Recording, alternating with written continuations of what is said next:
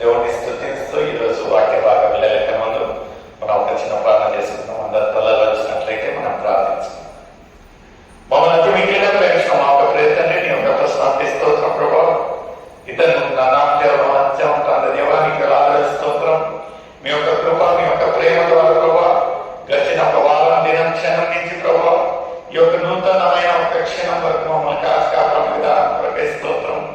మాకంటే గొప్పవారు, మాకంటే ఉన్నతమైన ఒక స్థాయిలో ఉండేవారు ప్రభా, మాకంటే ఆస్తిపరులు ప్రభా, ఈ యొక్క దినం ఈ యొక్క క్షణం చూడలేక గతించిపోతుండగా నిజంగా ప్రభా ఈ యొక్క యోగ్యత లేని వాళ్ళం ప్రభా, అల్పులం ప్రభా, మీకు ఆయాసకరమైన క్రియలు చేసిన వారిని ప్రభా, ఆయనను మీ యొక్క కృప మీ యొక్క ప్రేమ ద్వారా ప్రభా మమ్మల్ని కాపాడిన విధానం కొరకే స్తోత్రం.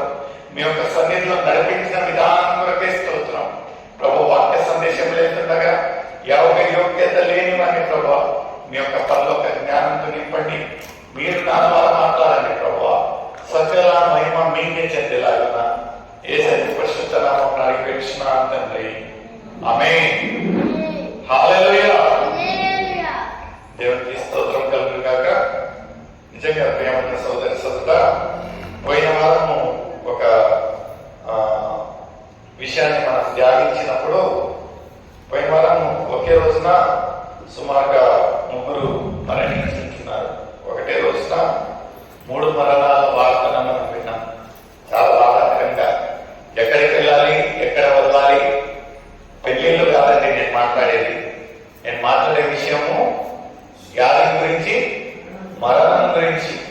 యానింటి దగ్గరికి వెళ్తే ఈ శోకము ఎంత బాధాకరమైన ఒక విషయం. ఎక్కువగా నాకు నా ఒక వ్యక్తిగత జీవితంలో నేను ఎక్కువగా ఈ మరణము అతి సమీపంగా ఉంటే మాత్రమే నేను వెళ్ళినను దూరం ఉంటా. నేను ఎక్కువగా అలా ఎదురుగా పోయి చూడడం కానీ ప్రార్థించడం కానీ ఎందుకో నేను ఇష్టపడను. మన రోజున ఎంత కాదనుకున్నానో ఒక సమీపంగా ఉంటే ఒక వ్యక్తి మరణించి ఉంటున్నాడు. చాలా బాధాకరంగా అనిపించింది. అయినను ఆఖరి క్షణాలలో వెళ్ళాను మట్టి జరిగేటప్పుడు. ఆ మట్టి జరిగేటప్పుడు పోయిన ఒక సన్నివేశాన్ని తలుసుకుంటే చాలా బాధాకరంగా అనిపించింది. చాలా బాధాకరంగా అంటే నిజంగా ఆ ఒక భార్య సతీమణి ఎవరైతే ఇంటి నుంచి అతను మరణించాడో ఆయన ఒక సతీమణి ఆ ఒక వేదన రోదన, ఆ పిల్లలు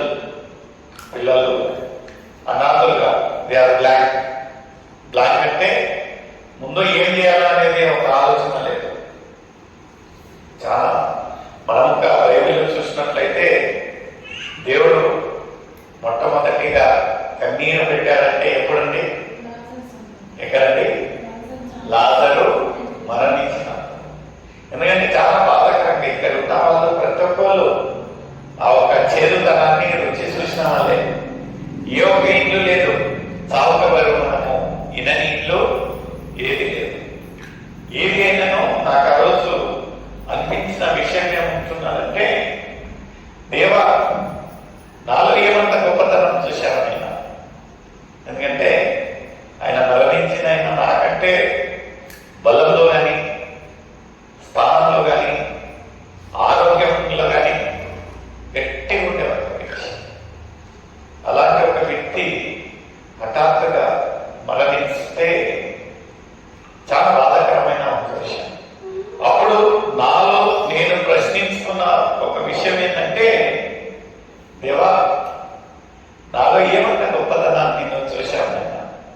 ఈ రోజు మనం దేవుని యొక్క సన్నిధిలో చేరి దేవుడిని కొనియాడుతామంటే ఆ ఆరాధనలో గంభీరంగా మనం ఆరాధిస్తూ ఉంటున్నాము, దేవుడిని కొనియాడుతూ ఉంటున్నామంటే నాకు ఆ ఒక దృశ్యం, అక్కడ జరిగే ఒక దృశ్యం మీద నా కంటే ముందు మెదులుతా ఉంది. ఏముంటున్నది మనలో ఆ ఒక ధన్యత? ఒకసారి మనల్ని మనము పరిశీలించి చూసినట్లయితే ఉదయాన్న లేచిన నుంచి ఇంతవరకు మనం చేసే అన్ని ఆయాసకరమైన క్రియలే కదా. మిగతా వాళ్ళు చేస్తా ఉంటున్నారో లేదో నాకు తెలియదు, కానీ నన్ను నేను ఒకసారి దీర్ఘంగా పరిశీలించి చూసినట్లయితే దేవుడికి ఎంతో వ్యతిరేకమైన, ఎంతో ఆయాసకరమైన క్రియలు చేసినను దేవుడు ఎంత ప్రేమ చూపిస్తా ఉంటున్నారని ఎంత ప్రేమ చూపిస్తా ఉంటున్నారు. నిజంగా కృతజ్ఞతలుగా మనం ఆయనకు ఏం చెల్లించగలము అనేది ఒక ప్రశ్న. ఒకసారి చూసుకున్నారా ఎంత గొప్పగా, ఎంత బాగుండే. అతను మన రోజున నా ఒక ఫ్రెండ్ బెంగళూరు నుంచి కాల్ చేశాడు. అతనికి ఎప్పుడో ఒకసారి కాల్ చేసి brother today I'm very upset అన్నాడు. ఏమన్నాడండి? టుడే ఐఎమ్ వెరీ అప్సెట్ అంటే ఎందుకు బ్రదర్, ఏమైంటున్నది, ఏమన్నా ఫ్యామిలీ ప్రాబ్లం అంటే లేదు బ్రదర్, ఒక విశాలమైన ఒక కథ ఏంటంటే మా ఇంటి ఎదురుగా ఉంటే అతను మరణించాడు. అక్కడ ఒక మరణ వార్తని. ఎందుకు బ్రదర్, దాంట్లో ఏమైనా ఏజ్ అంటే నాకంటే చిన్నవాడు, మంచి ఐటీ సెక్టర్ లో బాగా ఉన్నతమైన ఒక స్థాయిలో ఉండేవాడు. మళ్ళీ నేను ఎంత ఒళ్ళు బద్దకం అంటే నేను బయట వాకింగ్కి వెళ్ళను, కానీ అతను తూచి తప్పక ఖచ్చితంగా ఉదయం కానివ్వండి సాయంకాలం కానివ్వండి అదే పనిగా వాకింగ్ వెళ్ళి ఒక ఫిట్నెస్ మెయింటైన్ చేసి అతను హఠాత్తుగా కుప్పకొని మరణించాడు. నన్ను నేను పరీక్షించుకుంటా ఉన్నాను. నేను అసలు నా ఆరోగ్యం గురించి నేను ఎక్కువగా పట్టించుకోలేదు. అయినా దేవుడి ఎందుకు నా పైన ఇంత కృప చూపిస్తాను. నాకు అదే రోజు ఒకరోజు ముందే ఈ ఒక సన్నివేశం జరిగేది. నిజంగా ఒక్కసారి మనల్ని మనం తెలుసుకోవాలండి. Why God is so merciful on us. ఎందుకంటే దేవుడు మనల్ని సృష్టించింది ఒక ప్రణాళికతో. Even great commission to us ఏముంటున్నదంటే సర్వలోకానికి వెళ్ళి సర్వ సృష్టికి శుభార్తను ప్రకటించాలి. ఈ రోజుకి రోజు అనుకోకుండా ఏమన్నా విషయం జరిగి మనం దేవుని యొక్క సన్నిధిలో ఇలా నిల్చుంటే when we are at the judgement seat, ఎవరికి అక్కడ కాకూడదు అకస్మాత్తుగా ఈ రోజుకి రోజు మనం ఆ ఒక ఏమంటారండి న్యాయం తీర్చే ఒక సన్నిధిలో ఉంటే దేవుడు సూటిగా నిన్ను అడిగేది ఒకే ఒక ప్రశ్న ఏముంటున్నదంటే, what did you do to me? నా గురించి మీరు ఏం చేశారు? వెరీ సింపుల్ క్వశ్చన్ కదా, వెరీ సింపుల్. స్కూల్లో ఒక టీచర్ అడిగే మొట్టమొదటి ఏంటంటే హోంవర్క్ చేయకపోతే నిన్నంతా ఏం చేసినావు అంటుంది కదా. ఇప్పుడు దేవుడుగా బర్త్డేల పైన బర్త్డేలు చేస్తాం మనం. అంటే దేవుడు మనం ఆయుష్కాలాన్ని పొడిగిస్తా ఉంటున్నాడు.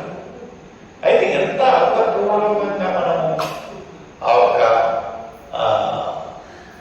మన ఒక వయస్సును, ఆ ఒక ఆయన ప్రసాదించిన ఒక దినాలను మనం ఎంత అర్థపూర్వకంగా అది యూటిలైజింగ్ అనేది ఒక ప్రశ్న నాకు మీకే. నేను చెప్పేవాడిని గొప్పగా నాకు ఒక దేవుడు సూటిగా అడిగే మాట ఏంటంటే, నైనా నువ్వు నా కొరకే ఏం చేశావు? ఈరోజు మనం ధ్యానించే ఒక విషయం మనం చూసినట్లయితే మత్తయి రాసిన సువార్త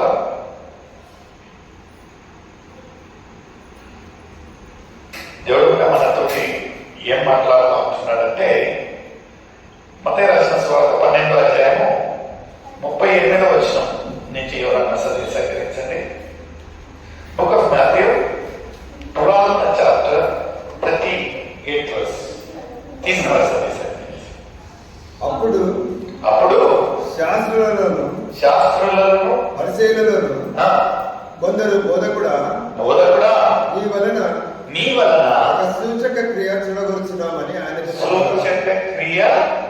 చూడగలుగుతున్నాము అని కోరుతున్నారు. చెప్పగా ఆయన ఇట్లనే, వ్యభిచారులైన ఆడతరము వారు సూచక క్రియను అడుగుతున్నారు. ప్రవక్త అయిన యోనా గురించిన సూచక క్రియే గాని మరి ఏ సూచక క్రియ అయినా వారికి అనుగ్రహింపబడదు. యోనా 3 రాత్రి మగళ్ళు తిమింగలం కడుపులో. ఈ యొక్క యోనా ఒక విషయం అక్కడ పరిశీలన ఏం చేశారంట,